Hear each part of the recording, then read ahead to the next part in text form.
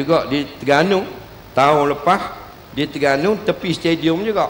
Saya dijemput oleh pihak Urustia lah, bukan kerajaan, pihak jawatan kuasa penganjur, satu pesta. Saya dijemput di tepi dataran stadium baru Terengganu tu, di Gom Badok tu, stadium utuh tu. Jadi okey lah, kita kata 1 jam bercakap. Dia nak cakap dengan anak muda, dia nak buat apa ni sukan motor ke, sukan motor drift ke apa, kita lupa dah. Drag ada, drift ada, macam-macam lah. Jadi 2 hari sebelum daripada hari berlangsungnya program tu, dapat panggilan telefon, pihak Urustia dapat panggilan telefon, saya dibenarkan hadir saja oleh kerajaan negeri, tak benar bercakap. Cakap tak boleh. Cakap boleh lah. Kalau cakap agama tak boleh. Itu negeri Terengganu. Dan pada malam nak main program, esok program, malam tu pula dapat panggilan terakhir, tidak benar memijakkan kaki ke dalam tapak program. Tu Terengganu. Kita di Kelantan orang jemput mari duduklah kemah, ekor pula kaki boleh makan pula, pak kenyang tambung duduklah perut. Jadi harap anak-anak muda ni lah jadi penyokong bagi ulama-ulama mempertahankan negeri Kelantan, jangan biar jadi macam negeri saya. Siapa nak masuk, nak pijak kaki tak benar, hebat. Bangladesh penuh dalam tu duk main, Bangladesh, Myanmar, Pakistan. Kita orang Terengganu tak boleh pijak kaki, hebat kerajaan Terengganu.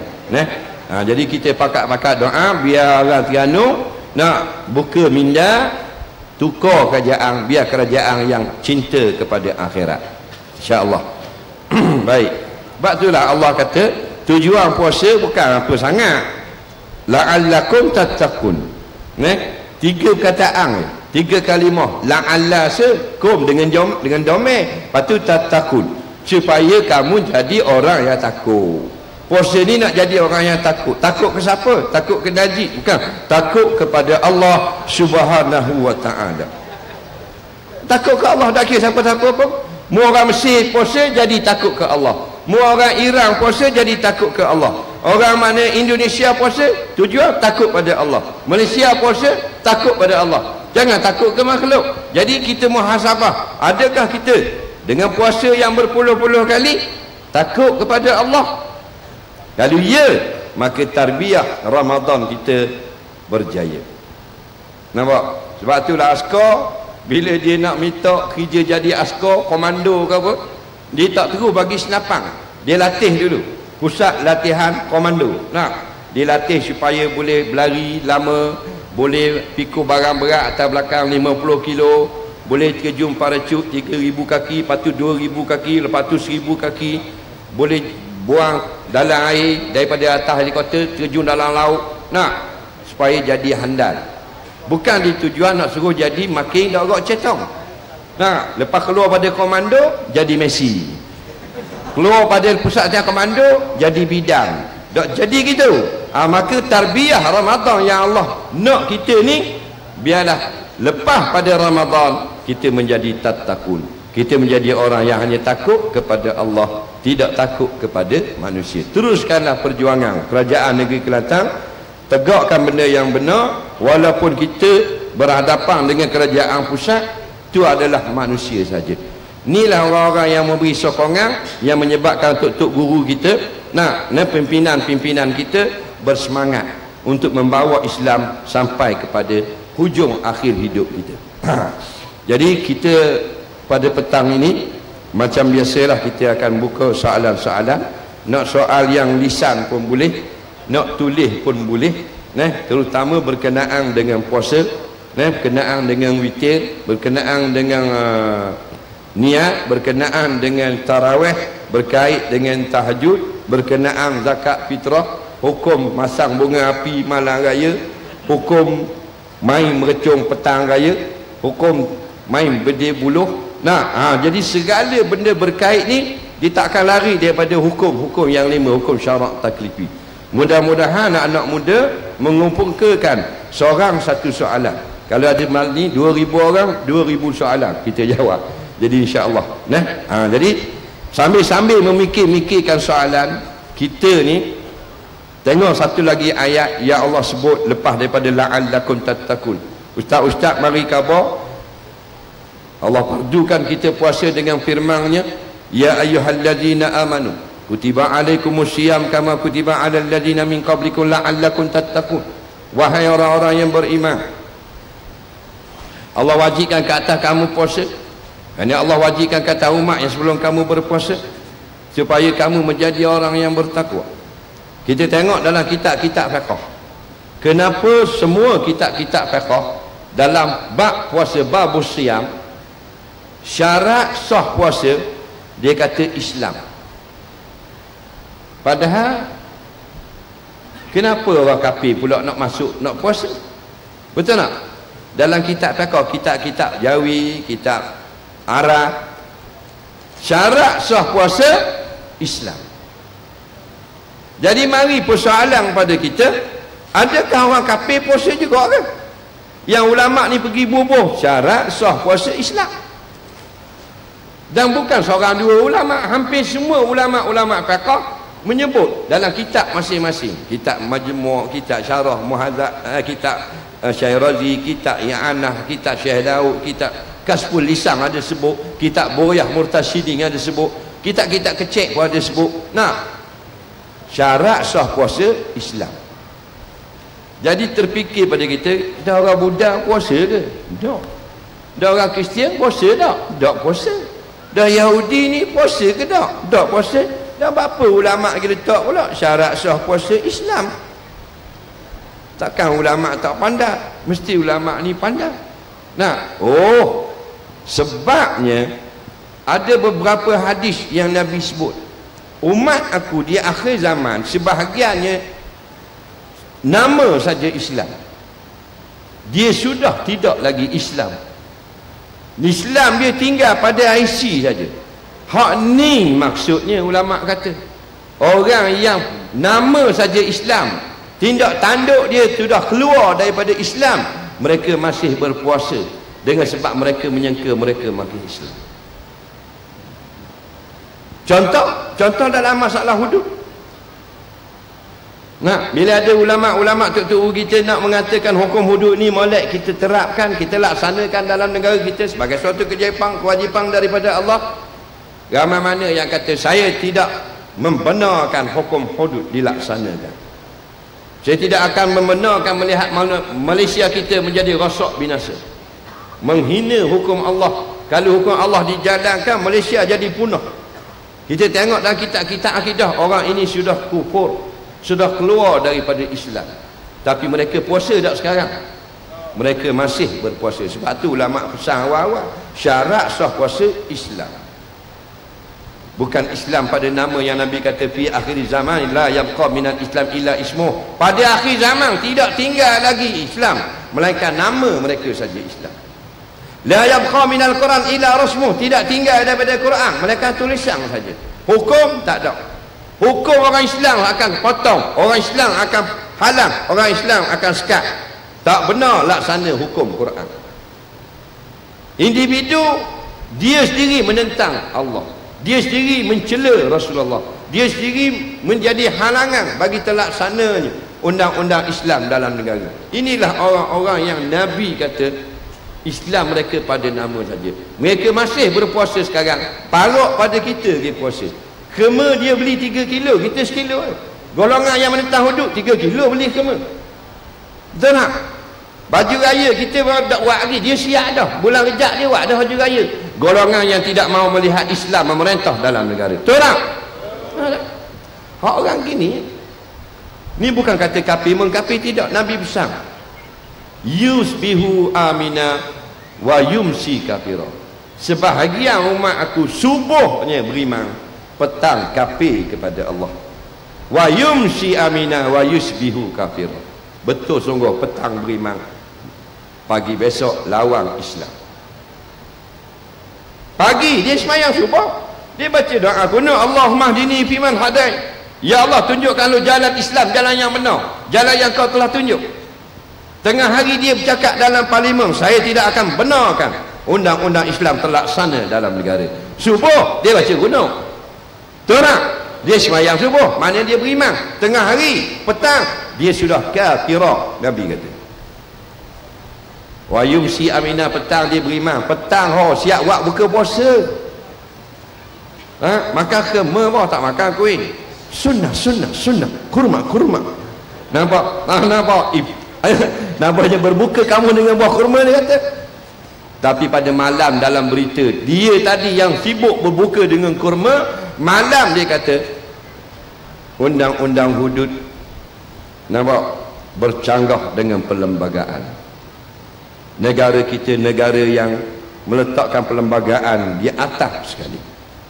Tidak boleh undang-undang lain melebihi perlembagaan Malaysia yang telah termaktub pada tahun 1950-an dulu.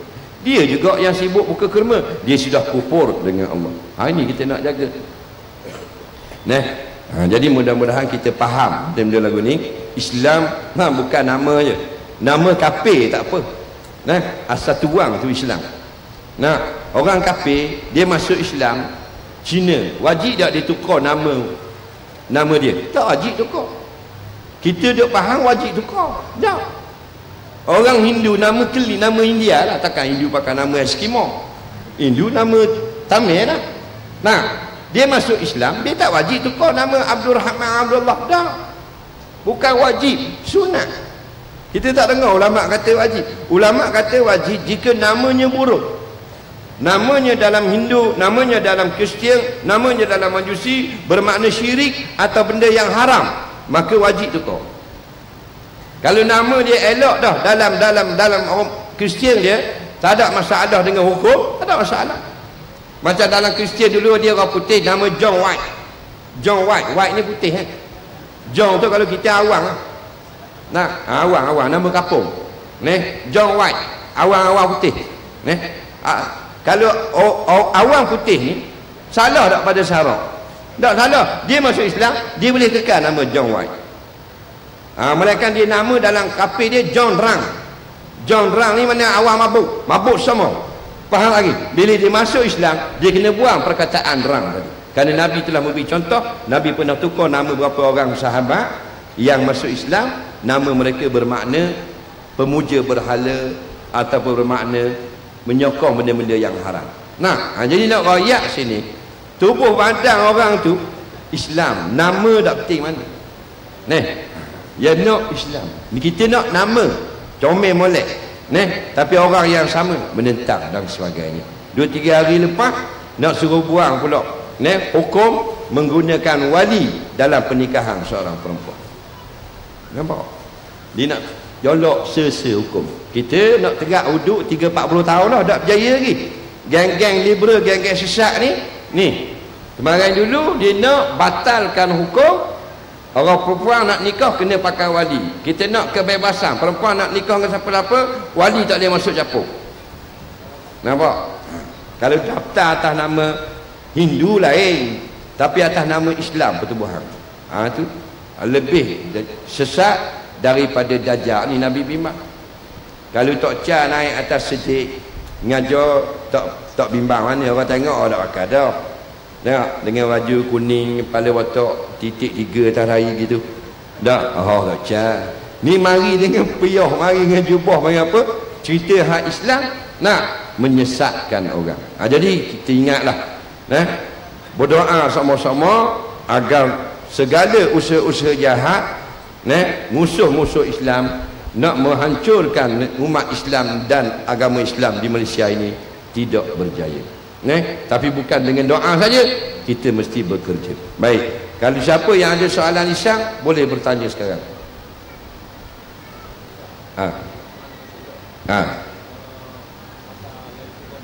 Dia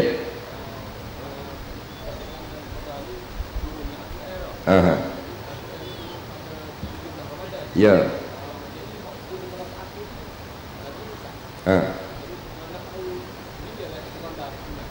okey. Daripada mana? Kota Baru besar. Paya Bembel. Daripada seorang daripada Paya Bembel buat soalan.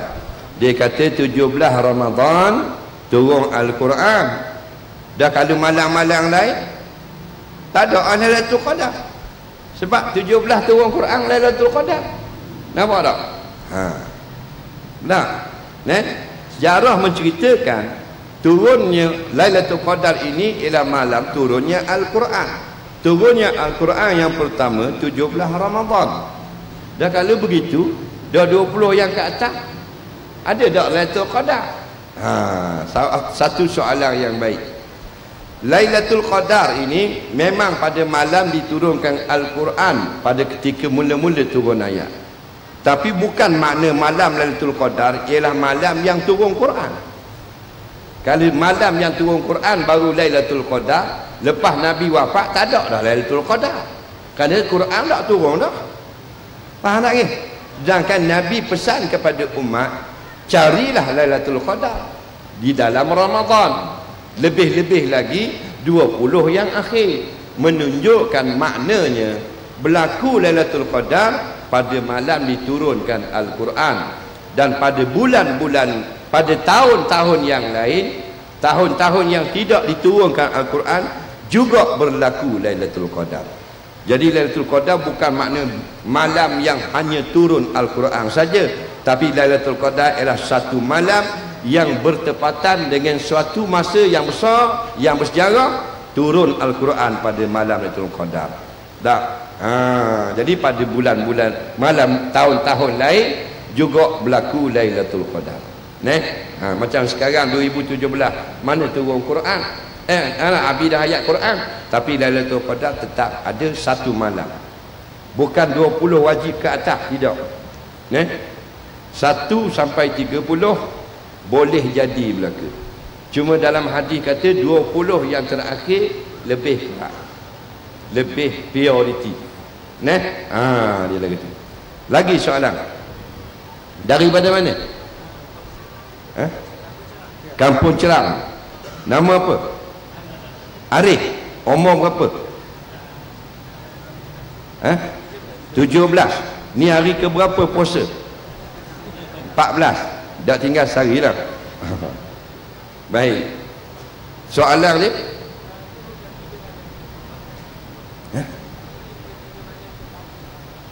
bolehkah, perlukah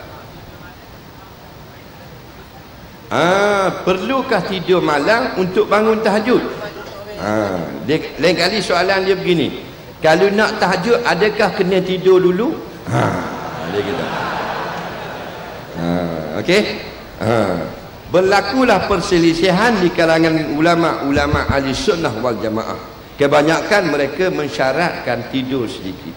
Sebab ayat Quran ini menceritakan tentang tidur dulu, summa yatahajjat, kemudian bangun bertahajud. Oleh kerana itu ulama buat syarat tidur dulu walaupun sekejap pada waktu malam. Jangan tidur lepas zuhur, tahajud lepas asar dah. Tidur dalam waktu malam, dan tahajud itu mesti dalam waktu isyak, dalam waktu isya, walaupun sekejap. Ditanya kepada Syekhul Azhar, Syekh Ali Jadul Haq, apa hukumnya orang yang tidur seminit je? Lepas sembahyang isya tidur seminit je. Seminit je. Pukul 9 1 minit bangun. Boleh tak tahajud? Sah dah tahajud. Kerana masuk dalam ayat tidur dan bangun. Nampak? Bukan mesti 2/3 malam. 2/3 malam yang Nabi sebut afdalu, terbaik.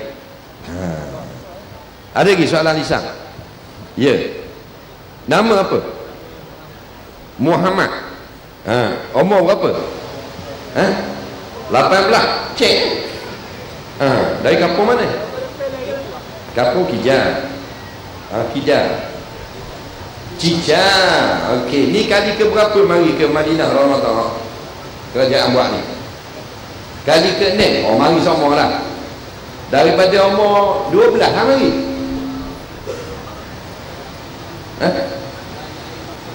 Dah kali, bukan hari. Kali ke berapa? Cakap tang 1. 7 tahun. Ni 18, 6 tahun dah mari sini. 6 tahun mari. Nampak macam baru lagi mari tau. Dia biasa duduk depan gini semua. Biasa kat depan. Duduk dah sah 3 gitu. 18 boleh ngundi dah tau. Dah lagi. Oh ingat saya ingat kat Sweden ni. Baik. 21. Daftar ahli. Allah Nabi. Ada soalan lagi mana? Soalan saya Ustaz. Kalau bulan puasa ni orang kata syaitan dibelenggu. Tahu. Lepas tu syaitan dibelenggu ni adalahkah semua syaitan ni jin iblis semua diikat? Macam penunggu-penunggu pokok saka-saka ni adakah semua sekali ataupun ada lagi hok tak ikat? Gitu dia belenggu itu. Baik. Soalan daripada Kapun Cicau. Kapun Cicau? Cicau. Cicau. Baik. Mu jangan suka. Soalan dia, bulan puasa ni syaitan kena ikat. Adakah semua syaitan atau setengah-setengah syaitan? Gitu. Baik. Nombor satu sekali, syaitan tu ada ke tak? Nak tahu waktu dulu. Kalau barang tak ada, tak usah sembang lah. Ada ke tak syaitan? Ada tak? Kat mana cerita? Surat khabar ke dalam Quran? Dalam Quran. Bila dalam Quran tak usah takwil memang ada. Yang kita nak takwil ni hak manusia tulis. Kalau Quran sebut betul lah kira. Walaupun kita tak pernah nampak, walaupun kita tak dengarkan kita. Pasal Quran kalam Allah. Kita pun a'udzubillahi minasyaitan. Syaitan tu hak ejaan betul. Kita terkanu kelihatan jadi setan. Kalau terkanu setan. Mak ni sepuh betul. Syaitan. Nampak? Mak ni sepuh. Jadi sebut dalam Quran kita berlindung daripada syaitan. Syaitan ni siapa kat syaitan? Yang jahat-jahat daripada jin. Nampak? Yang jahat-jahat daripada jin. Jin ni yang khuliqat minna, Allah buat daripada api. Jenis kita tak nampak. Dia nampak kita. Masuk ke negeri kita, kita buah nama atu. Orang putih panggil ghost. Baik. Ready dulu lepas soalan ni kita lacak. Ready dulu petugas. Jadi tak mandanglah mu nak nama apa pun, jenis jin jahat ni, jenis mengganggu orang ni ada dua jenis syaitan. Yang satu dia suruh dalam hati manusia. Dia hasut hati manusia. Faham? Suruh berjudi, suruh tak semayang, suruh lawan Islam, suruh curi barang rokok, samu. Satu lagi jenis tunjuk muka atau dengar suara. Tunggu bawah pokok, Tok Bilal balik semayang Isya. 3 bulan dah pergi surah Tok Imam. Demam kuning teruk. Yang jahatnya yang dalam hati. Yang jenis ngosek itu atau kopek atau apa, dia dah suruh judi. Dia bergurau saja. Nak suruh kita takut. Hak ni bila nampak kata a'udzubillahi minasyaitonir rajim. Baik, fahamlah syaitan adalah musuh kita. Nampak? Aduwwul lakum, musuh bagi kita. Dalam hadis kata iza jaa Ramadan, bila datang bulan Ramadan, hak ditanya tadi wasufidati syayatin, Nabi tibuh ke dia dan dirantai syaitan. Sahih. Dah syaitan mana? Syaitan banyak. Syaitan kecil-kecil, jadi ngacau-ngacau budak-budak. Ada tak macam Ummu Sibiah.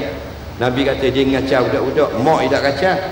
Mak syaitan lain, syaitan bulu tu kacau. Kalau budak-budak Ummu Sibiah, dia duduk atas gerabak.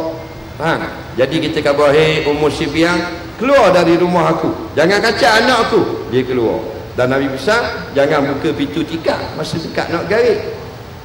Tu contoh syaitan-syaitan kecil tu. Ulama yang menjawab, sebahagian ulama mengatakan yang diikat ini ialah syaitan-syaitan yang kepala-kepala ni saja. Ini pandangan ulama. Nampak lagi? Yang kepala-kepala pengak saja. Hak pakat jeneral, brigadier jeneral, hak cak ayang, hak bergurau-gurau lah kapung tu ada. duk main biar-biar pokok, bawa-bawa biar-biar hutang. Oh tu ada tu. Nah, Tok Siok lalu je dia. Nampak? 3 hari dah makan kedara Tok Siok. Nah, jadi demam kuning. Nah, jadi itu pandangan ulama. Nah, sebahagian yang mengatakan yang diikat ialah yang besar-besar. Yang besar inilah kita biasa tewas dengan desakan mereka. Wallahu a'lam.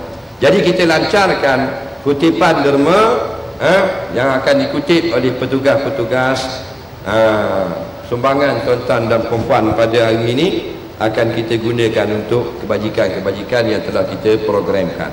Jadi petugas naklah bertugas mengutip derma sekarang juga. Gerak slow-slow.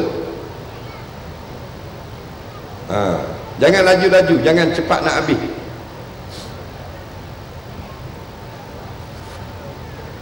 Slow-slow, nanti dah orang ambil duit lah kau cek tu. Jangan laju kan. Slow-slow.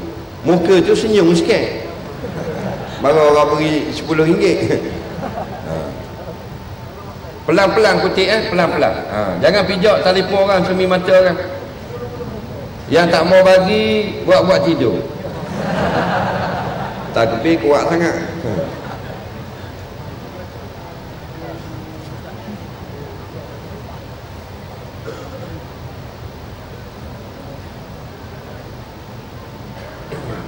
Masa kuliah di Perak hari tu, di Ipoh, di Taipei, ada bertugas bagi tahu orang Hindu bagi derma masa kutip.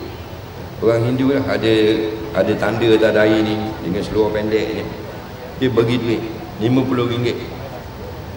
Budak yang kutip dia cerita, ayah haji RM1. Nampak? Nampak?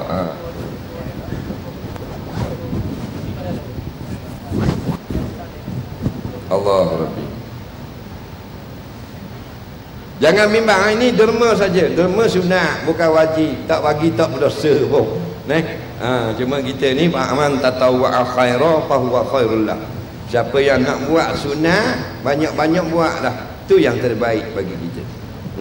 Kalau kita derma hari ni, belum tentu kita boleh derma pula malam karang. Kalau mati pas buka lagi. Ni derma terakhir petang ni. Allah, penuh. Luar ni ramai tak boleh masuk.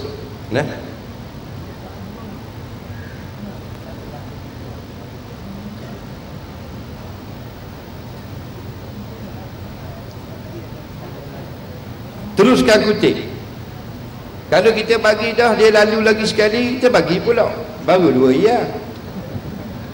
Bukan macam Sayyidina Osman, sekali bagi separuh. 2 kali lalu habis yang itu. Baik, sambil-sambil itu kita tengok lagi soalan daripada anak muda kita. Boleh tak beras fidyah kita beri pada rumah anak yatim, pusat jagaan orang tua? Ibu mengandung tidak puasa, wajib ganti puasa saja ataupun bayar fidyah? Baik. Fidyah ini kalau puasa Allah sebut fidyatun ta'amu miskin. Fidyah itu beri makan kepada orang miskin. Jadi bila sebut fidyah, yang menerima fidyah bukan asnaf zakat. Asnaf zakat ada 8, tapi fidyah 1 saja, fakir dan miskin. Atas nama miskin, atas nama zakat 8 kumpulan kita boleh agih. Atas nama fidyah, fidyatun ta'amu miskin, ulama hanya kata orang miskin dan fakir saja. Jadi kalau rumah orang tua ni mereka orang yang miskin, boleh kita beri. Kalau anak yatim, mereka miskin, boleh kita beri. Macam atas nama sabilillah zakat juga. Ulama kata belajar agama, tu pun khilaf ulama. Mana kalau tak belajar agama, tak boleh. Jadi beri pada anak yatim yang miskin. Anak yatim yang kaya, kita beri hadiah, bukan fidyah. Takut tak sah fidyah itu. Kerana syarat sah fidyah, pertama niat, yang kedua beri kepada miskin. Sama ada miskin itu anak beranak kita, miskin itu mu'allaf, miskin itu sabilillah, miskin itu pejuang, miskin itu orang belajar pondok, miskin itu cikgu sekolah, dia miskin boleh. Ibu yang mengandung tidak puasa, dia kena bayar fidyah ke dia qada saja. Allah jawab mudah saja dengan dua ayat. Yang pertama, orang yang sakit dia akan sihat. Maka siapa yang sekarang sakit dan dia akan sihat, maka sekarang dia tak berdosa, dia tak puasa, dia boleh makan minum, tak puasa, dia wajib qada lepas dia sihat. Golongan yang kedua, Allah kata orang yang sakit juga, tapi sakit dia tidak akan jadi baik. Maka orang gini dia tak payah lagi berpuasa dan tidak ada qada. Mereka hanya perlu bayar fidyah. Jadi bila ibu itu mengandung, dia tengok masuk ayat pertama atau ayat kedua. Bila dia tahu dah, dia jawab sendiri. Allah kata ayat pertama, faman kana minkum maridan aw ala safarin fa iddatun min ayyamin ukhra. Tahu tak? Barang siapa di kalangan kamu yang sakit, tidak boleh berpuasa, maka boleh dia tidak berpuasa, tidak berdosa pun kerana dia sakit, dan qadalah pada hari yang lain. Nampak? Tidak ada fidyah. Allah tak sebut fidyah. Contoh, budak naik motosikal, berlomba motor. Naik pet, masuk giang ke tangan. Oh, jangan main masuk giang ke tangan. Oh, GT, motor GT tu masuk dengan molek-molek ada dengan kaki dia. Oh, Malaysia parok lagi. Masuk ke tangan dia. Lalah masuk dalam poket tangan. Nah, ni seming terus ni. Sekarang ni modek sekarang ni. Bang, jadi doktor kata lepas raya baru buka seming. Sakitnya betul-betul tak boleh puasa seminggu. Maka sebab kemalangan, patah tangan atau luka, dia boleh tidak berpuasa. Ni maridun, dia sakit. Betul tak? Maka boleh tak puasa. Fa'iddatun min ayyamin ukhra, maka wajiblah kena qada pada bilangan hari yang telah tinggal, hari-hari yang boleh berpuasa selepas hari raya. Kenapa? Walau patah kaki nanti baik tak? Baik. Sekarang sakit perut 2 hari, minggu depan baik tak? Dia akan ada hari baik. Ibu menyusu tadi ada tak hari baik bagi dia? Dia menyusu, dia mengandung, letih sangat, tak larat sangat, nak rebah rasa, boleh tidak berpuasa. Faham tak ni? Jadi lepas raya, lepas dia bersalin nanti, contohnya ada tak hari dia sihat? Ada lah. Maka tidak ada fidyah. Dia tunggu waktu dia sihat dan dia qada. Nah, yang ayat kedua, yang memang tidak akan sihat pada adat. Orang kena kanser, orang kena lelah dan sebagainya. Penyakit dia maintain berkekalan. Nah, memang tak baik daripada adat. Nah, atau tu sangat tua, tahun ni 80, tahun depan 81 pun. Kau dah orang cetok. Nah, maka wa 'alal ladzina yutiqunahu fidyatun ta'amu miskin. Golongan yang kedua, iaitu 2 kumpulan. Satu, sakit yang pada adatnya semakin parah. Yang kedua, orang yang sangat tua. Maka tidak wajib berpuasa, mereka hanya bayar fidyah. Soalan seterusnya,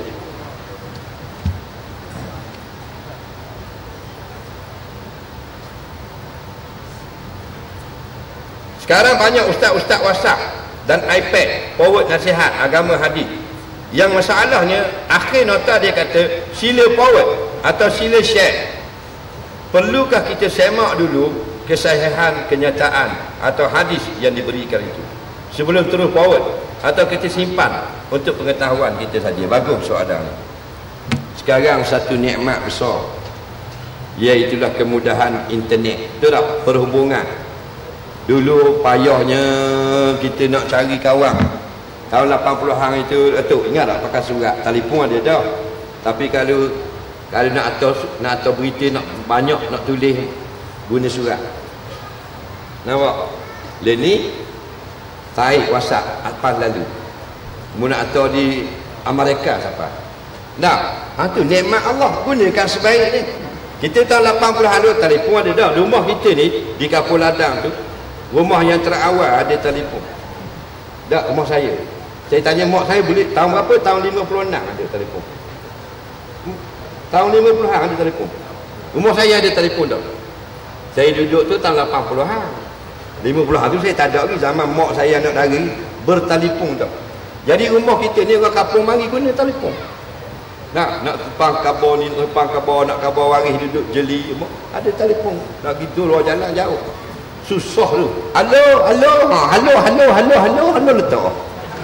Dah nak cakap ni letak pula. Baru nak cakap letak pula. Surat ingatlah tu. Surat dulu masa bercinta tu ada. Telegram. Atau surat tak? Atau surat. Kehadapan kekasih yang sangat kucintai. Aduh. Nak bawah saing. Belum lipat buah bedok tu. Tak surat. Awet kan? Awet tu buka dia ni belang tidur, berah bedok. Nampak tak? Tu payah. Dulu punya. Hak dulu lagi, rohak lagi zaman dulu orang cerita. Pakai ikat di kaki burung peti. Tu zaman Napoleon dulu lah. Zaman Alfonso di Albuquerque meja snooker. Ni WhatsApp, Allahu Rabbi, boleh WhatsApp mak, boleh WhatsApp tok, boleh WhatsApp bini. Satu kelebihan tak? Satu kelebihan. Tapi ada kekurangan ni. Mana? Kita suami ni tak boleh nak pergi jauh. Bini tanya mu, ada mana? Ada mana? Bang, mana dah balik lagi bang? Datuk mana-mana? Tak boleh nak lari dah kita. Dulu mbuk belakang rumah bini tak cari, tak jumpa dah. Baik. Antara fenomenanya banyak sekarang yang jenis hantar, yang share info-info kepada kita. Kalau kita semayang balik, semayang subuh, kita buka WhatsApp. Saya jenis tak guna WhatsApp. Kalau subuh tak guna WhatsApp, saya guna WhatsApp pukul 8 ke atas, pukul 9 baru cara.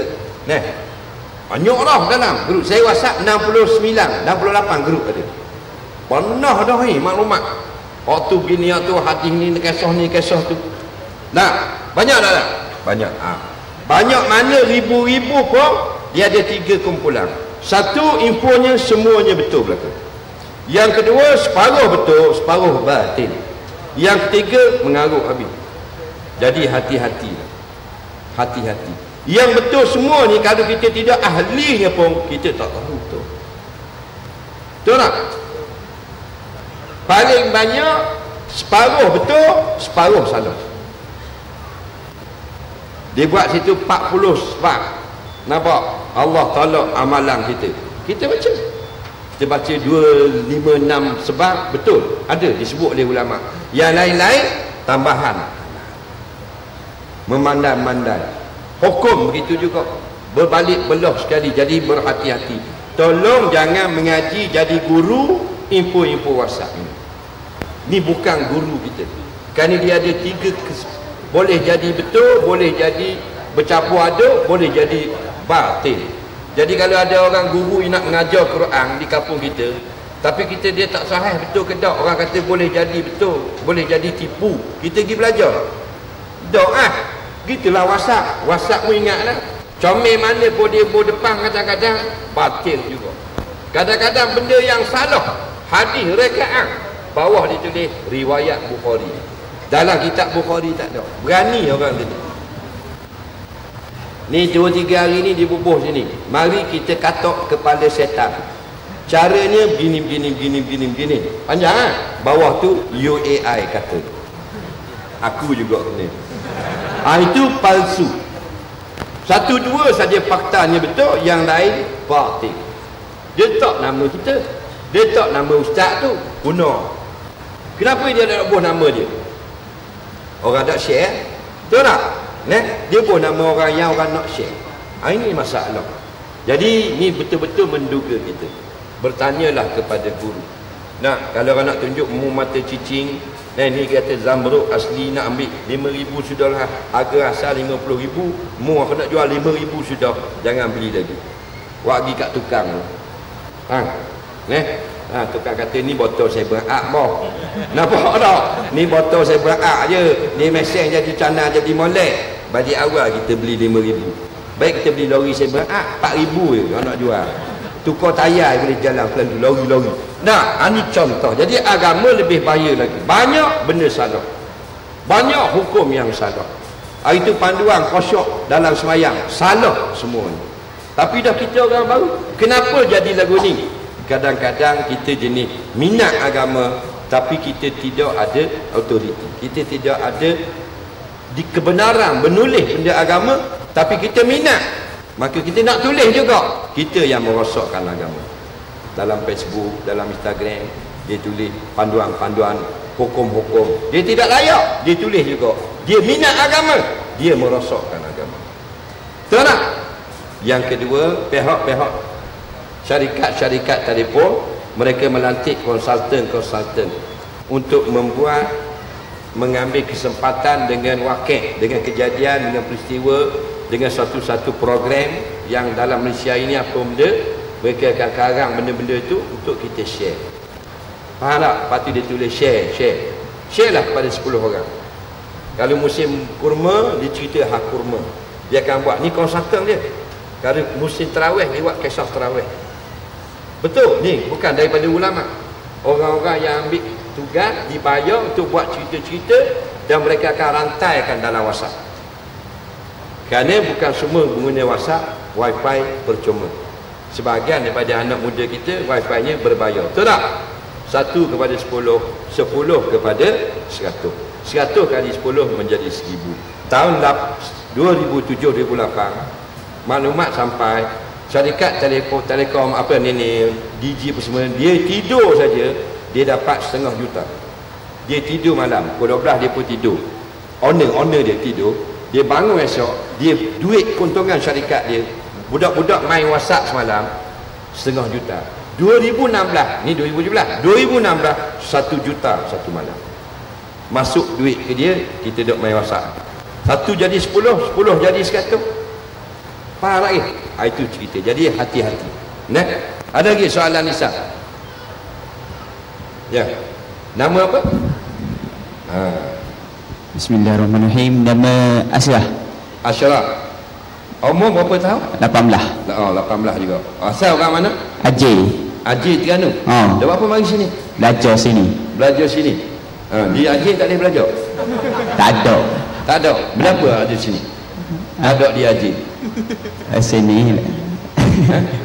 Belajar jahit ke apa? Kan belajar di Kiah. Kias. Okey. Suka. Bagi saya suka. Apa pandangan dengan kerajaan Kelantan yang ada hari ini? Alhamdulillah. Alhamdulillah. Banyak berubah. Banyak berubah. Berubah kat orang, bunuh ke orang molek? Molek Alah. Nak suruh kemah. Dah. Okey. Lepas tu bila balik Aceh? 2-3 ni raya. Baru balik raya dah. Bering dapat bering? Dah. Baik, soalan ni. Apakah hukum menziarah kubur pada hari raya, Ustaz? Allahu Rabbi. Susah soalan ni. Soalan daripada Haji Terengganu. Apakah hukum ziarah kubur pada hari raya? Nah, simple saja, tapi ingatlah, orang yang tukang tanya dia paling banyak pahala. Bukan tukang jawab, tukang tanya. Pasal apa? Asbab dia bertanya, orang lain dapat pengetahuan. Lepas tu kalau ada soalan bodoh pun, tapi memang dia bodoh sungguh, tanyalah. Faham? Bukan buat-buat bodoh. Dia memang bodoh sungguh, dia bertanya. Betul tak? Tanya, jangan malu. Kadang-kadang syaitan dia jahat. Dia kata, mu jangan tanya ni, nanti orang tahu mu bodoh. Kita pun okey, aku tak tanya datang. Maka bila kita tak tanya, kita bodoh seumur hidup. Betul tak? Soalan yang baik. Satu soalan yang bagus. Pernah tanya tak orang lain soalan ini? Tak pernah tanya? Yang terlebih nak tanya lagu ni tu? Ya mari on. Ya mari.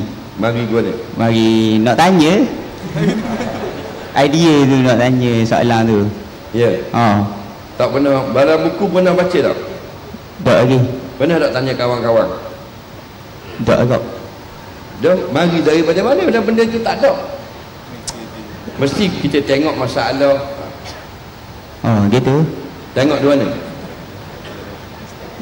Dalam daftar ni WhatsApp. Dia kata gua ni. Dah ingat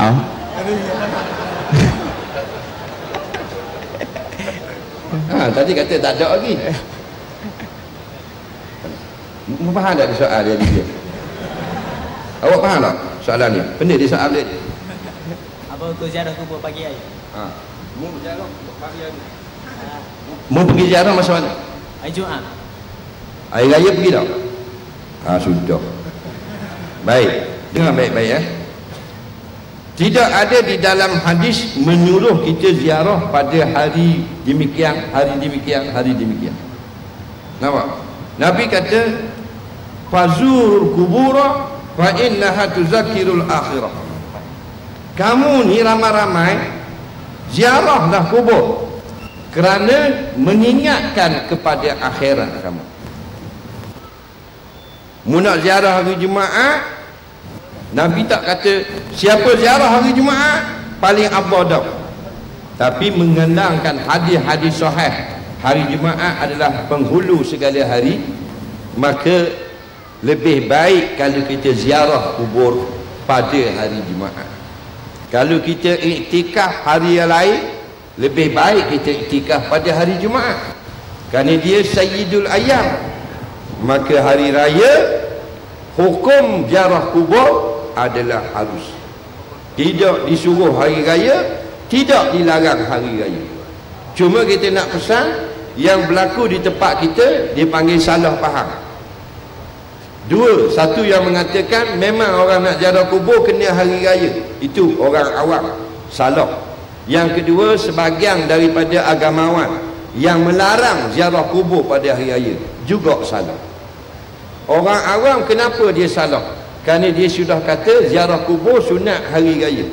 Lepas tu bila hari raya, dek mak dak pergi kubur ayahmu raya ni, dak pergi kubur ayahmu tu. Hari lain setahun mak dia tak suruh. Hari raya dia suruh. Sebab dia duk tengok hari raya pergi kubur. Jadi dia tak mengaji, dia duk tengok drama malam-malam. Dia pun sendiri hukum. Raya ziarah kubur. Raya rupanya sunat ziarah kubur. Itu silap faham orang awam. Kenapa berlaku hari raya orang ziarah kubur? Kerana orang yang ziarah hari raya, mereka ni tak duduk Kota Baru. Faham? Duduk ngajar di Kajang, ada duduk di Relih, betul tak? Ada duduk di Pahang. Tapi bila raya balik Kota Baru, betul tak? Maka duduk 3 hari tu mereka free. Lepas tu dia pergi raya ambil kesempatan, kadang petang sehari sebelum raya, hujung Ramadan.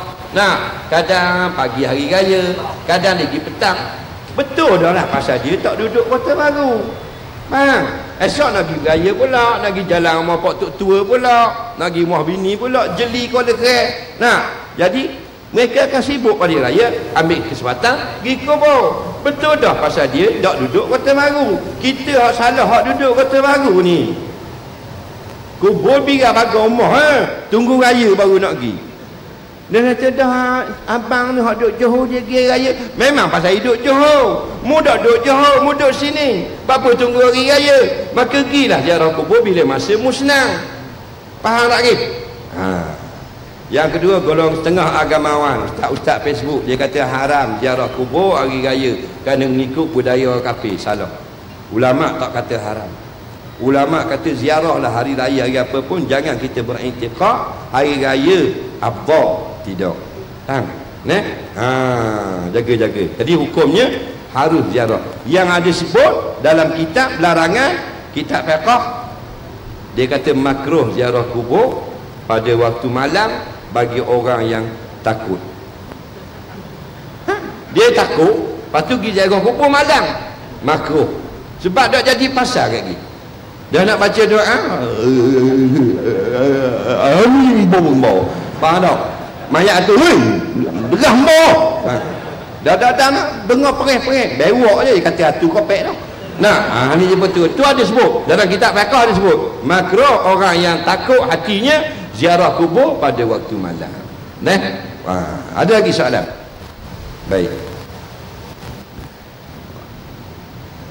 Nanti kita makan kurma lah.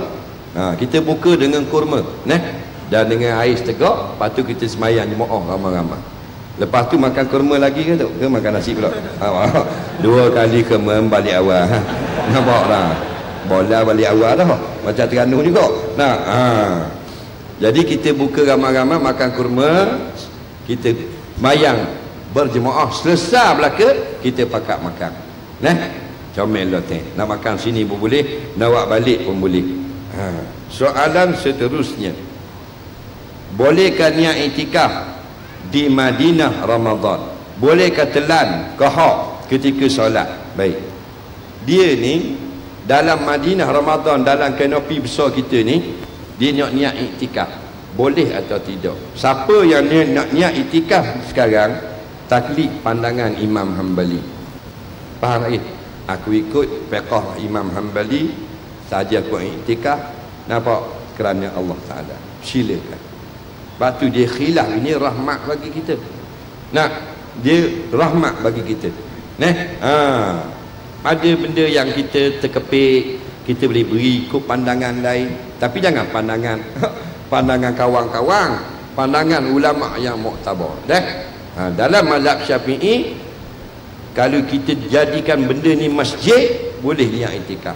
Lain pada masjid tak boleh. Tapi dalam mazhab Hanbali, murid Imam Hanbali juga, murid Imam Syafi'i mengatakan tiap benda yang dikhahkan untuk semaya sudah boleh niat iktikaf. Soalan seterusnya, boleh tak telang qahar masa puasa? Dia ni tak ada nak telang benda lain. Geng plastik hitam tu tahu tak? Apa dia? Geng plastik hitam. Geng dak puasa lah, tengah hari beli nasi kedai, nak beli kat pintu belakang, bola supik hitam. Kalau supik cerah nampak, dia panggil geng supik hitam. Hak tu molek sikit pasal saya makan nasi, ni nak makan qahar saja ni.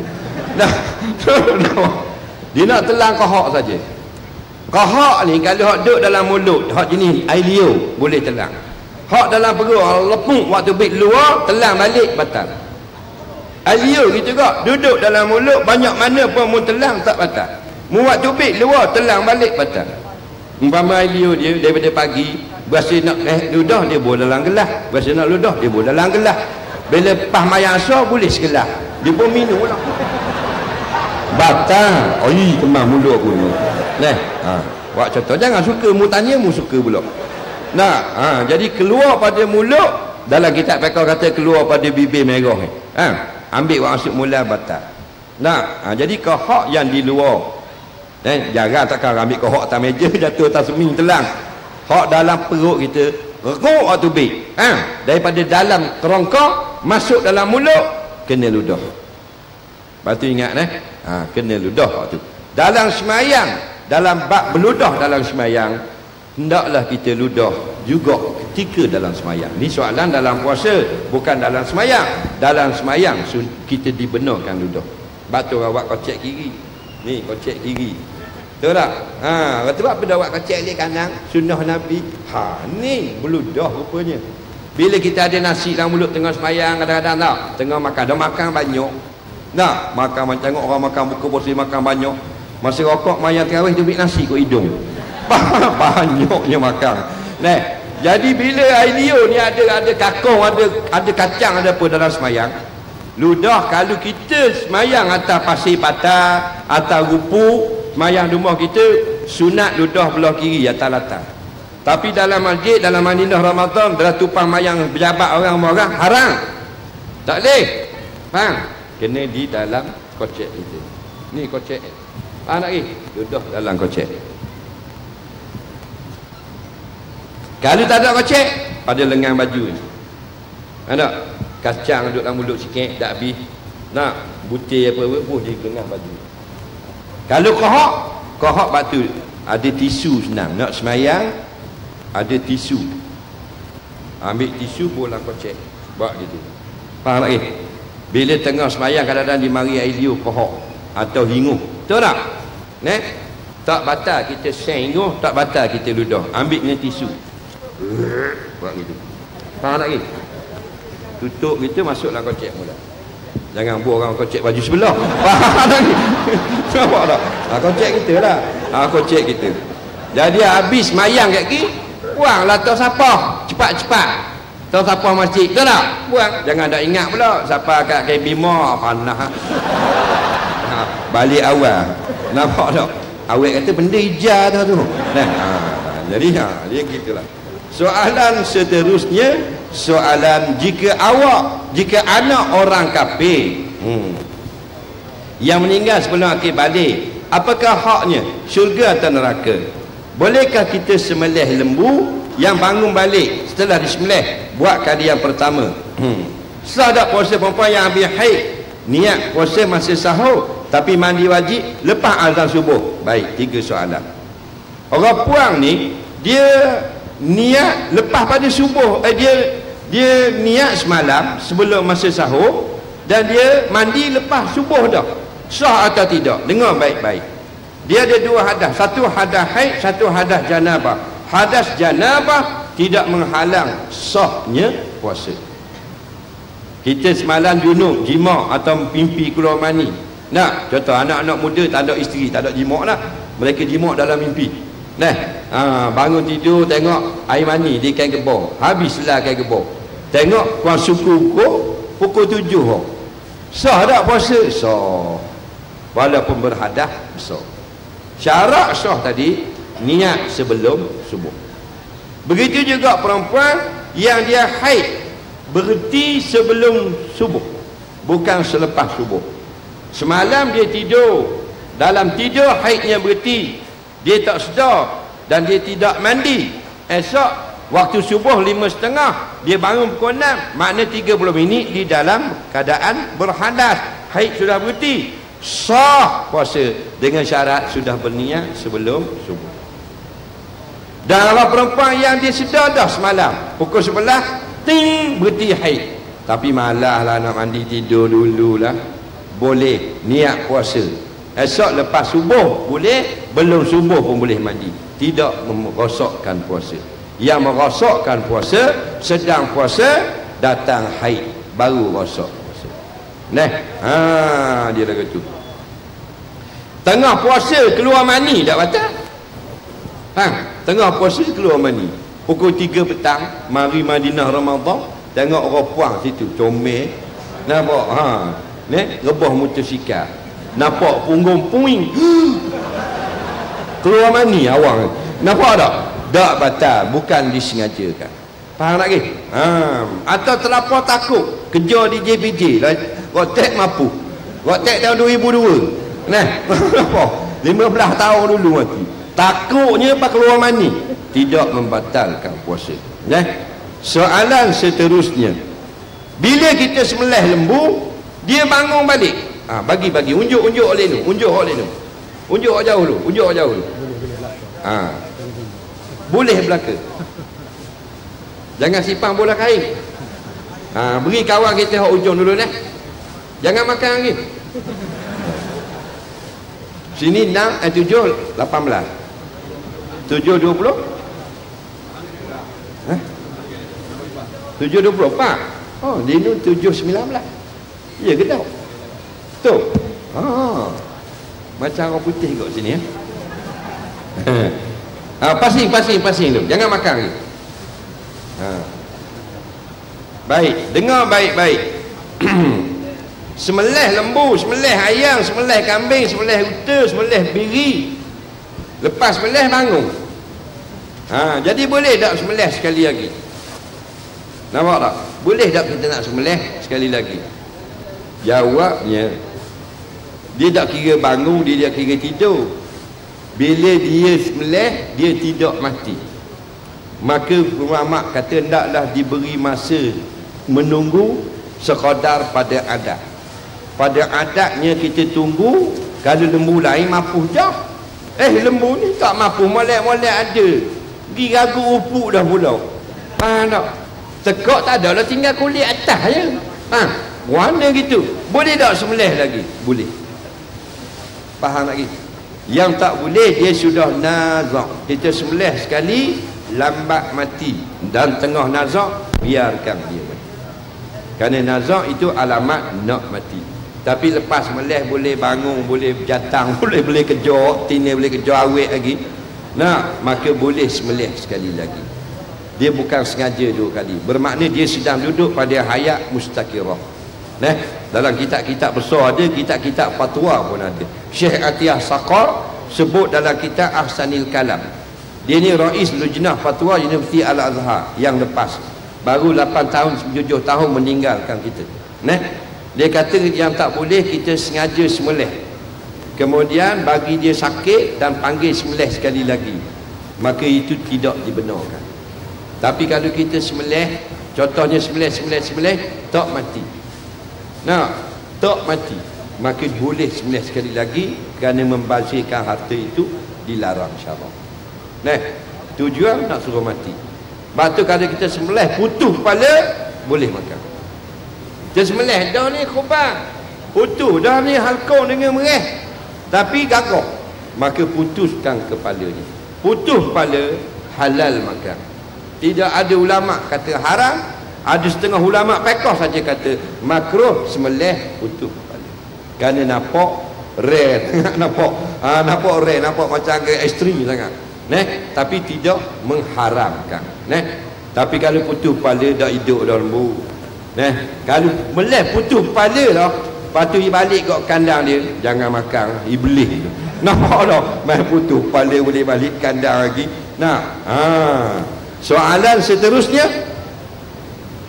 anak orang kafir meninggal sebelum balik, di manakah tempatnya? Syurga atau neraka? Baik, anak orang kafir, kita nak tahu baliknya di mana. Kalau kita nak tahu, senang kita sipir gini. Syurga ni tempat berapa, neraka ni tempat berapa. Kita boleh jawab. Syurga tempat berapa?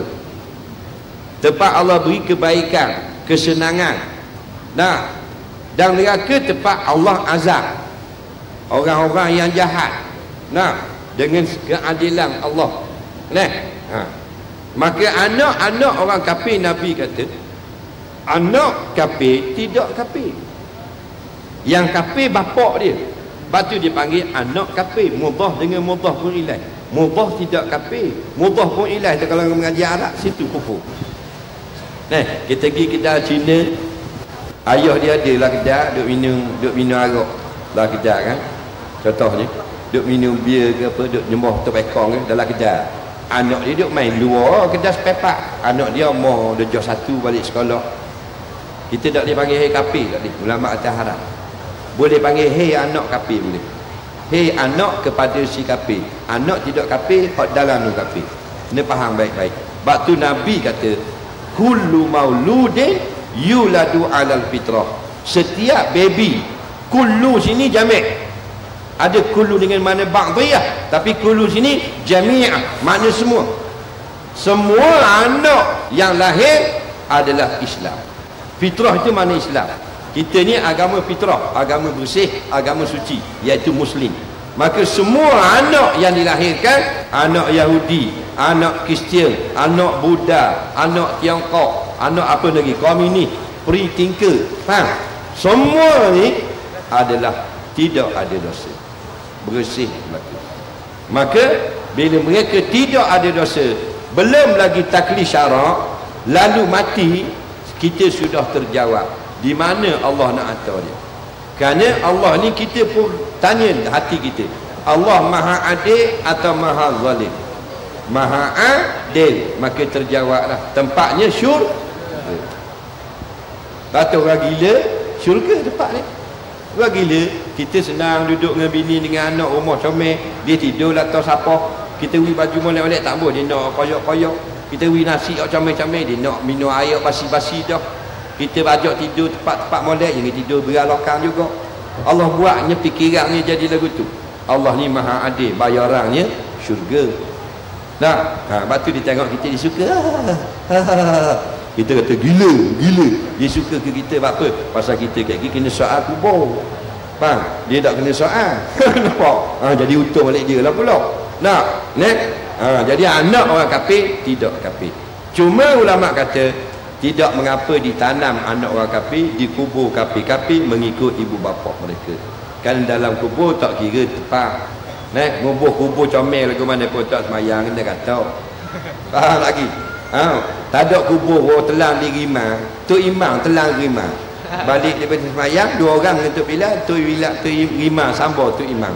Duduk dalam perut rimah, orang dah tengok piyah di mulut rimah. kubur tak ada tu imam. Kubur dia alam barzah dalam perut imam. Tempat dia syurga, dia kerja jadi imam. Bukan jual pil kuda. Kerja jadi imam, tempat syurga. Tu bilang ni sambar di buaya. Dan jumpa selipar, recang selipar boy. Tok bila ni.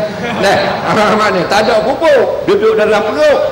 Nah, tapi dah kerja dia panggil orang kepada solat, Allah kubur di syurga.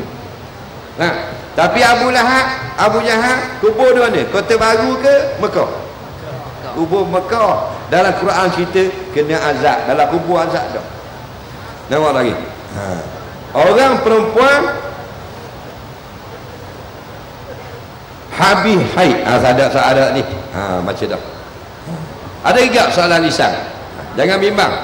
Lambat lagi kita ni. Kita akan berhenti buat apa tu?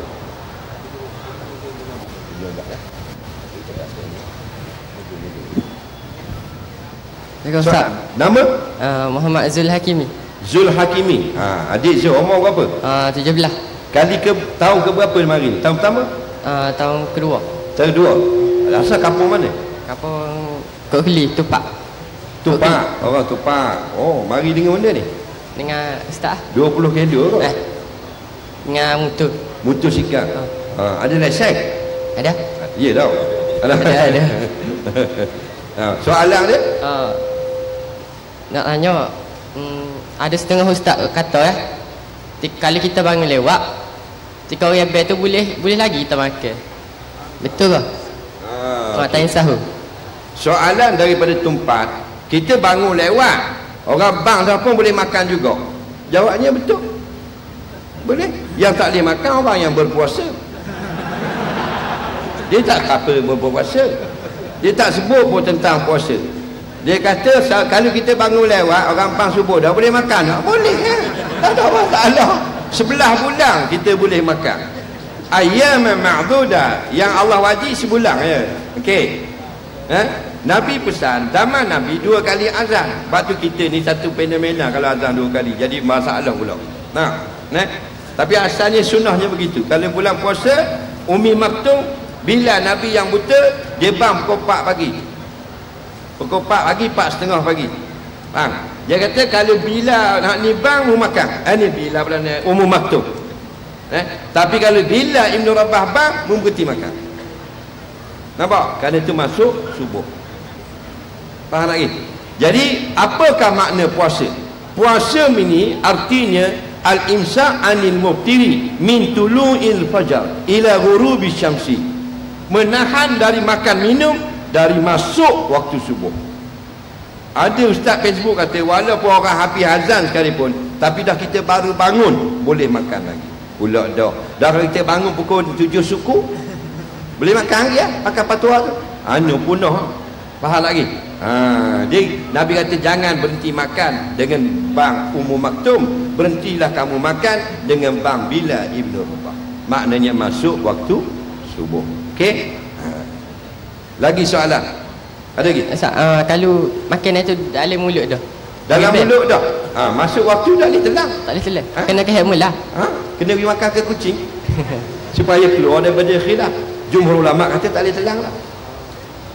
Nampak? Ibn Hazmi kata boleh telang lagi. Lagi soalan. Daripada mana? Ni selalu tengok ni. Budak ni. Nama apa? Nama Muhammad Iqbal Arif. Muhammad Farid, adik mak. Umur berapa adik mak? Umur 17. 17. Cita-cita nak jadi apa? Cita-cita jadi jurutera. Jurutera dalam apa? Komputer. Elektrik. Elektrikal. Oh, bagus.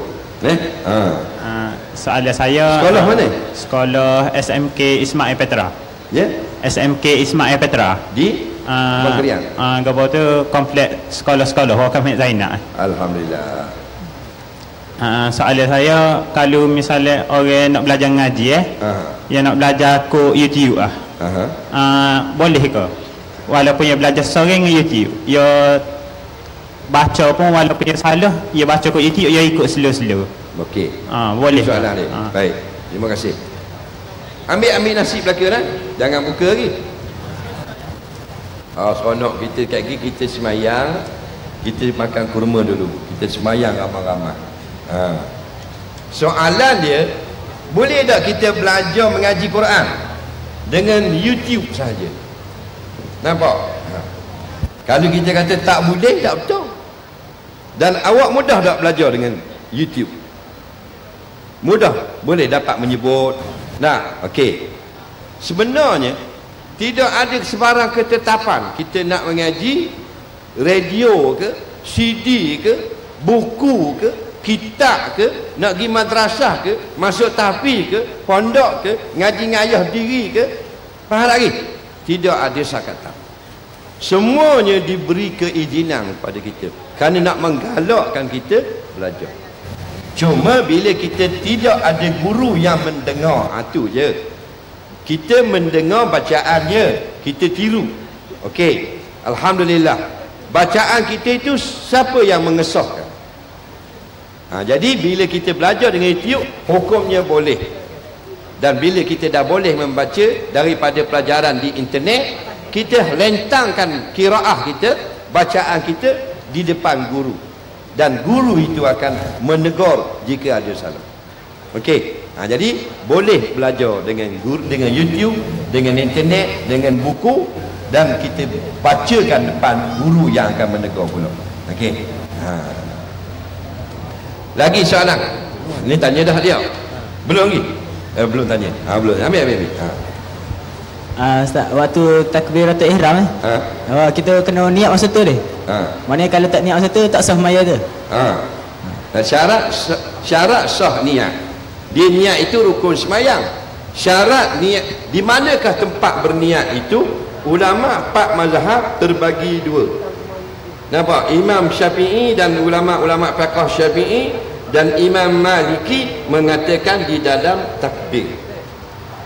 Imam Hanbali dan Imam Hanafi mengatakan mesti sunat saja dalam takbir, tidak wajib, dan mesti ada niat sekurang-kurangnya sekejap masa sebelum takbir. Nampak? Keempat mazhab ini mewajibkan niat. Cuma mereka berbeza tentang di manakah disyaratkan berniat itu. Nampak lagi? Jadi kita kalau ikut pandangan mazhab Syafi'i, niat masa sembahyang takbir, Allah, aku sembahyang pada maghrib, itu panggil niat dah. Jika kita tak boleh berniat, orang yang was-was, orang yang main keluk-kelek, jadi gangguan. Allah tak boleh juga. Dia kaca di iblis lagi. Yuwaswisu fi sudurinas, dia wari waswas dalam hati kita. Maka boleh niat sebelum takbir. Ini fatwa mufti mazhab Syafi'i. Orang yang tak boleh niat dalam takbir, payah, faham? Dia mari kena link lah, payah lah. Tak, waswas, dilonggarkan hukum dia itu niat sebelum takbir. Bang, al-umuru iza dhaqat ittasa'an. Kaedah Imam Syafi'i sendiri, perkara-perkara ni kalau ketat kita tak nak gerak sangat, kepit kita, dilonggarkan sedikit. Maka tak boleh nak niat ni sampai 5-6 kali takbir tu imam nak rokok, dia pada macam nak angkut burung. Tak lagi. Kadang-kadang malai Allah Akbar, setan kata pula tu Hamzah dekat sangat tu, faham tak? Astagfirullahalazim, tu lalah jadi bodoh. Jadi orang begini sudah terganggu hidup dia. Boleh takbir sebelum rokok, jangan boleh niat sebelum takbir. Sorry. Kita ada masa boleh teluh untuk 3 soalan ni. Atau mic belakang. Nama daripada mana?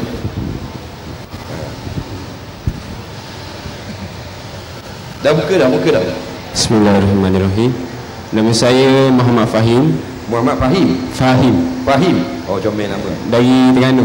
Terengganu kat ni? Gong Badok. Gong Badok. Badok ada lagi ni? Pupuh dah. Gong ada lagi tau? Gong ada. Badok tak ada. Jadi saya ada 2 soalan, Ustaz.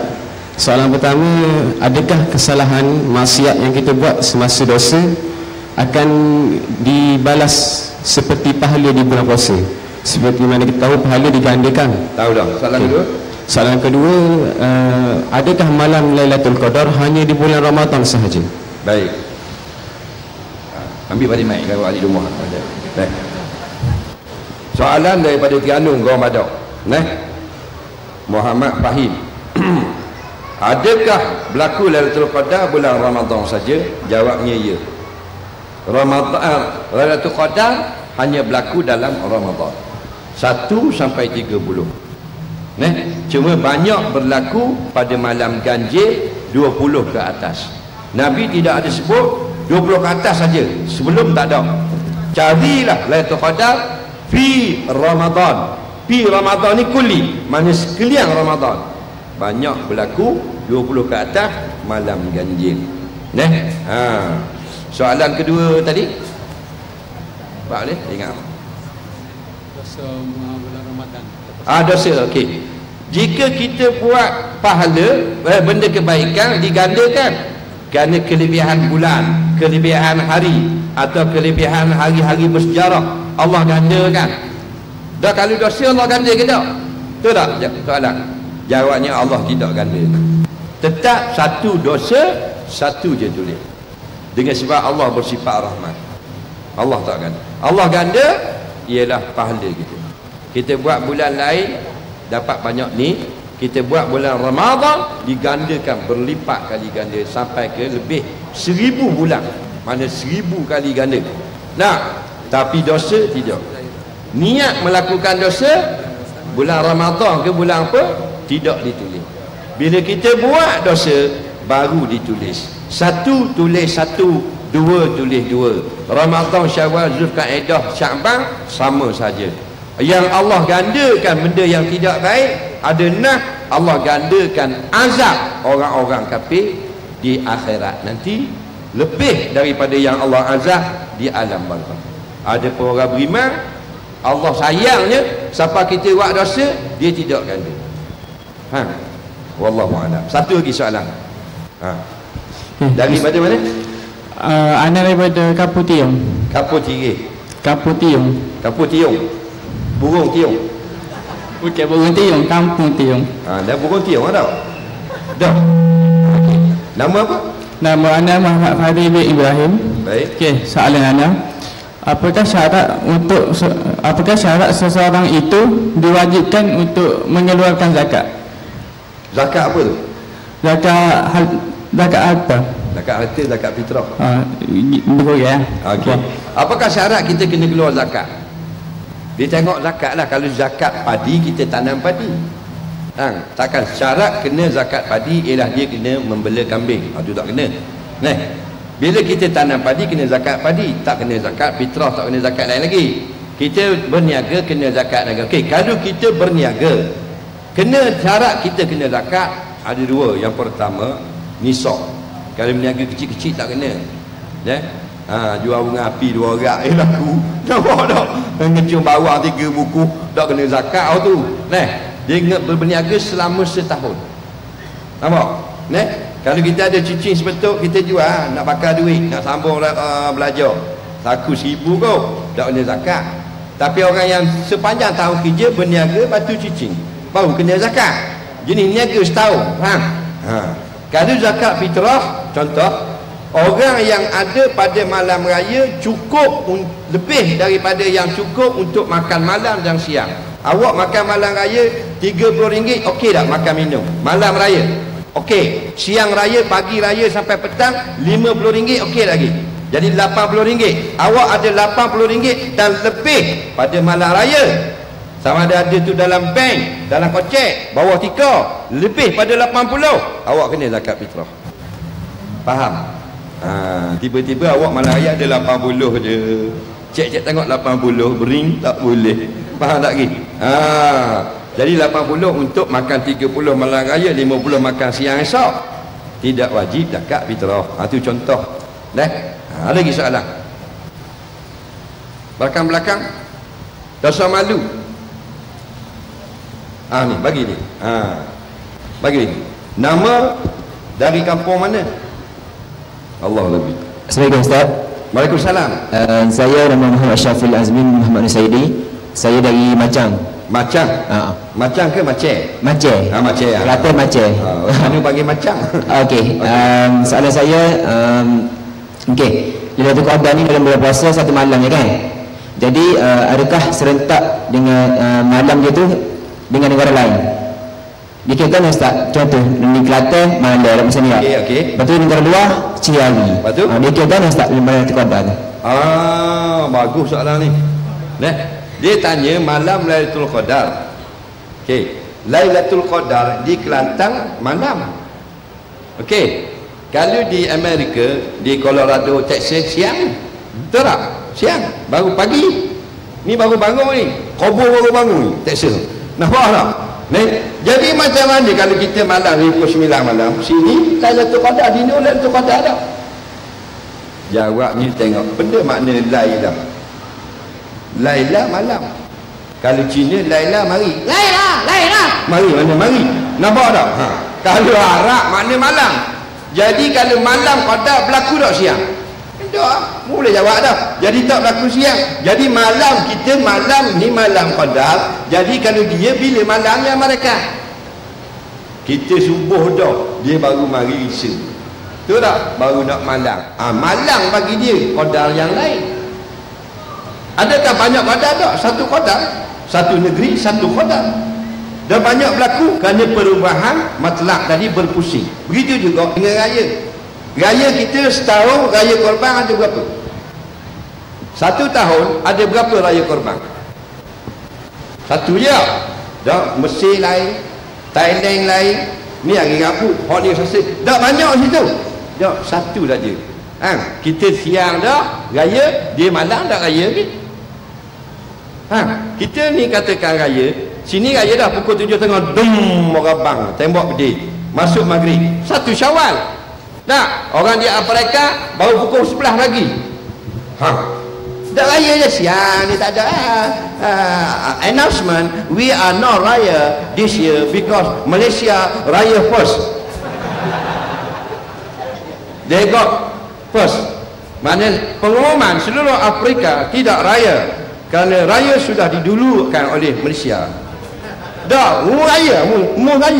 Aku marah, aku hari ni pula. Maka Qadar mu semalam, mereka hari ni pula. Faham tak? Boleh nampak lagi.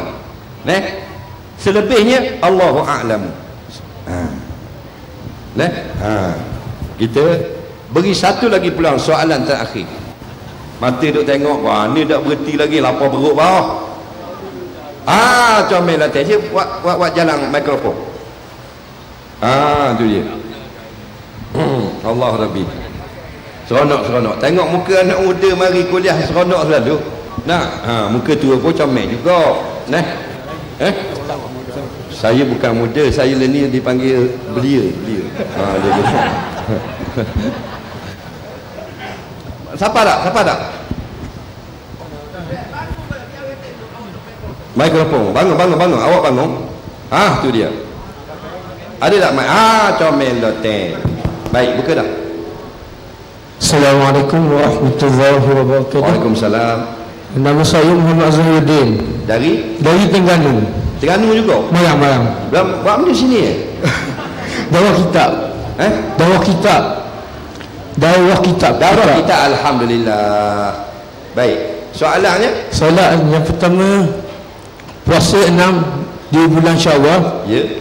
Boleh tak sekali niat dengan puasa qada? Ayah soalan ni. Yang kedua. Okey, Ustaz.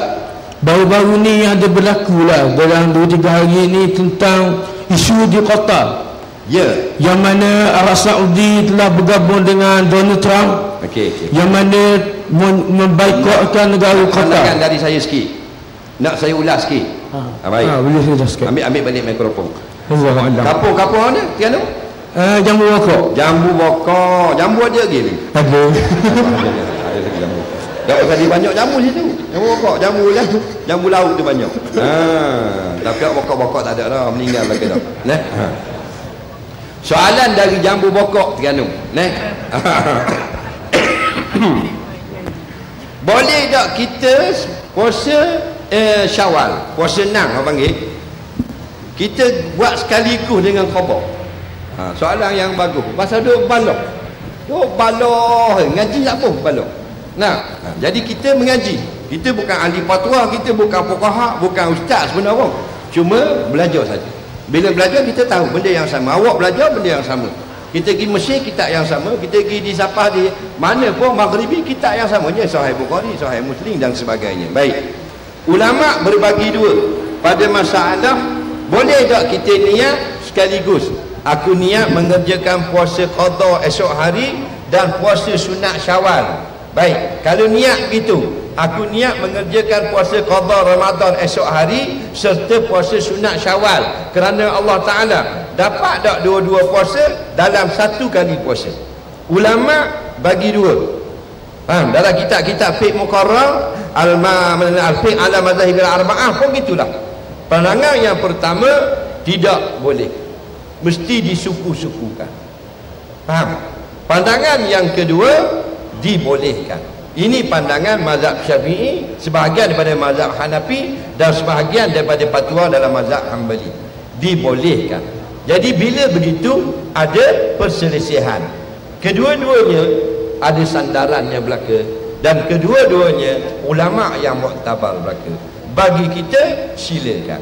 Cuma kalau kita nak mana afdal, saya jawab ma aksaru fa'la aksaru sawaba. Mana lebih banyak buat, lebih banyak pahala, disukukan lebih afdal. Soalan terakhir insya-Allah pada petang ini, krisis di Qatar yang berlangsung sekarang dalam bulan Ramadan, bulan mulia, di mana kita tengok negara Qatar salah satu negara umat Islam. Yang terlibat pun negara umat Islam. Qatar Islam, dah UAE, apa benda ni, Yaman, Saudi, Kuwait, apa Maghribi, Libya, ini semua negara Islam.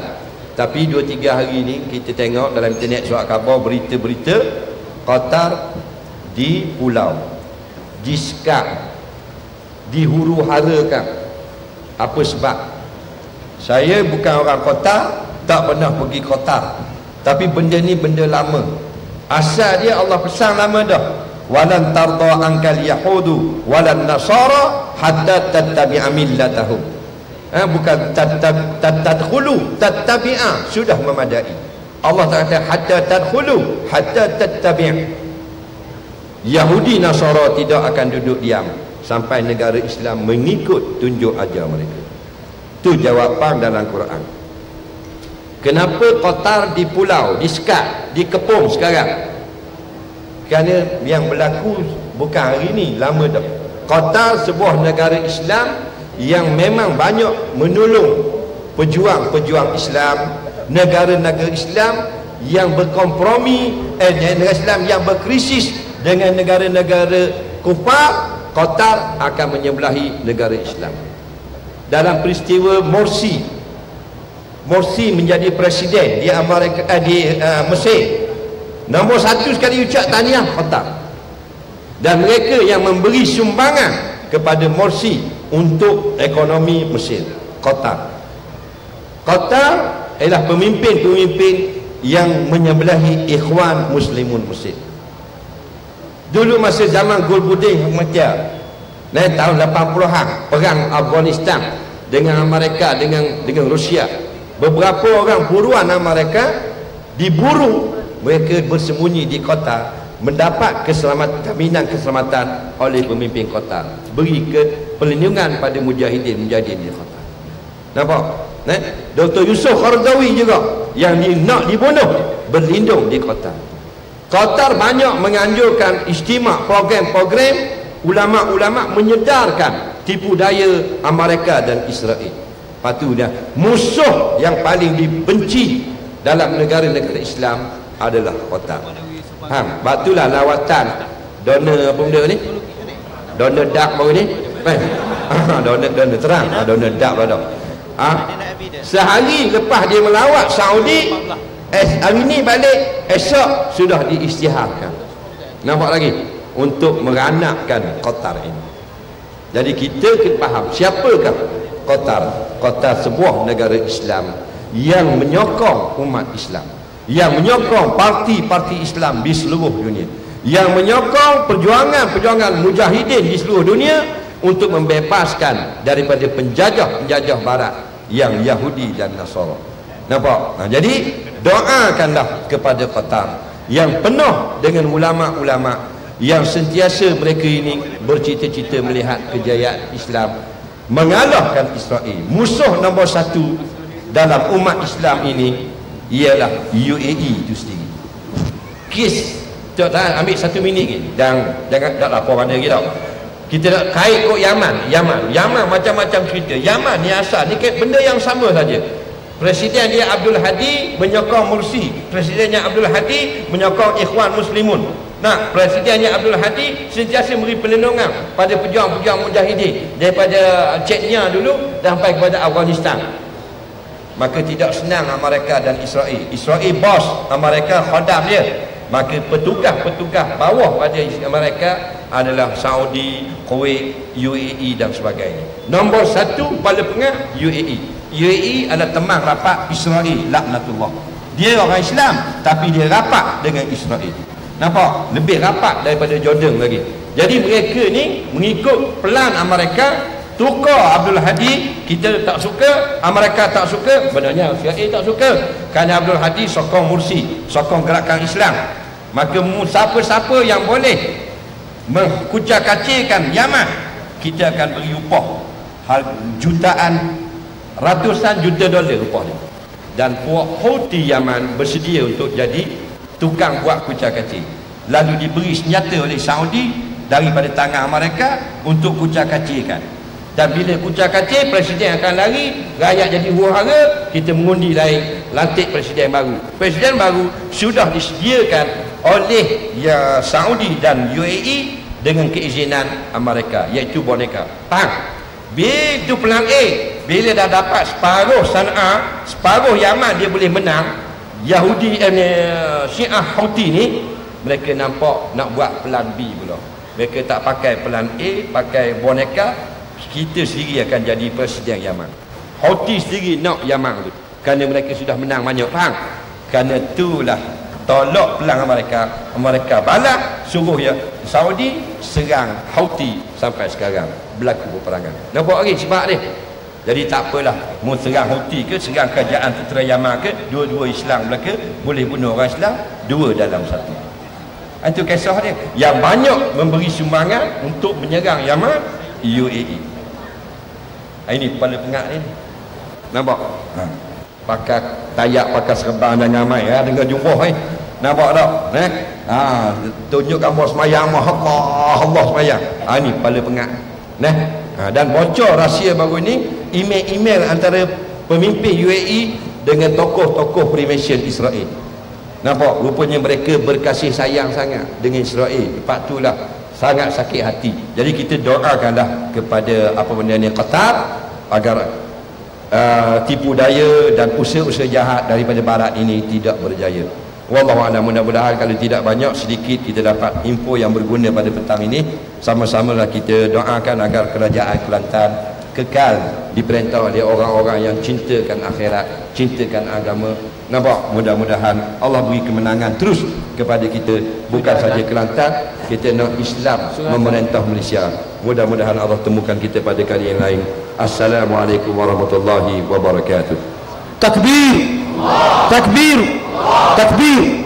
Terima kasih kepada yang berbahagia Al-Fadhil Ustaz Azhar B. Idrus atas pengkuliahan dan bual bicara bersama tadi. Mudah-mudahan Allah berkati dan manfaati kita semua, insya-Allah. Ada sedikit peminat Ustaz Azhar ni, fotografer Zainal Abidin, nak hadiahkan kepada Ustaz Azhar satu fotografer yang diambil khusus sempena banjir 2014. Gambar menarik, dan dia nak hadiah kepada hari ini, mengabadikan satu kenangan yang dia buat kepada Al-Fadhil Ustaz Azhar ini. Dan saya mempersilakan kepada tuan ambil tempat masa masuk dah sekarang ni akan berkumandang azan. Saya mempersilakan kepada yang berbahagia Ustaz Azhar bersama dengan Datuk Abdul Fattah dan Ustaz Tuan Haji Nik Noor untuk masuk ke bilik berbuka, dan saya serah kepada muazzin. Allahu Akbar, Allahu Akbar.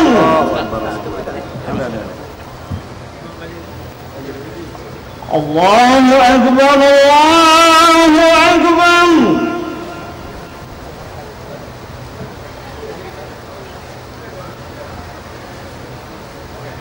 Asyhadu an la ilaha illallah.